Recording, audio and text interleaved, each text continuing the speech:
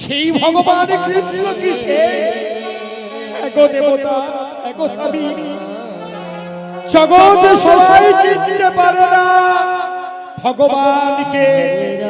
তিনি অন্তর্যামী ভগবান, চার জন্য এত বড় যজ্ঞ অনুষ্ঠান।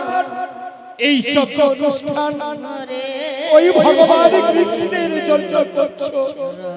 তাই যখন ভগবান কৃষ্ণের জন্য করে ভগবানের নামে কলঙ্ক করেছ, ভগবানকে সেবা না দিয়ে তার সখাদের উপর অত্যাচার করেছ, আমি মুনি পত্নী হয়ে আমরা সবাই যাব ভগবানের সেবা দেওয়ার জন্য। কি বললে মুনি পত্নী? তোমরা চলে যাবে, তবে আমরা আর এখানে থেকে কি করব? চলো, সে যদি সত্যিকারী ভগবান হয় তাহলে মুনি পত্নীগণ তোমাদের সঙ্গে আমরা সমস্ত মুনিগণ চললাম প্রভু ভগবানের সেবার জন্য।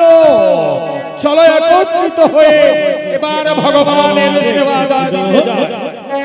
জয় রাধে কৃষ্ণ কৃষ্ণ হরে হরে হরে রাম ভগবান হরে রাম।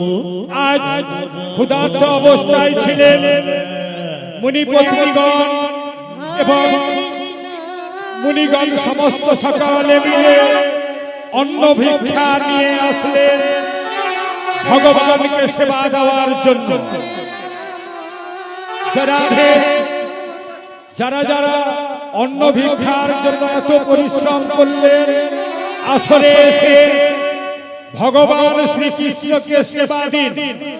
কেউ যদি মনে করেন এটা মানব কৃষ্ণ, তবে বাবা কিন্তু ভুল হয়ে যাবে।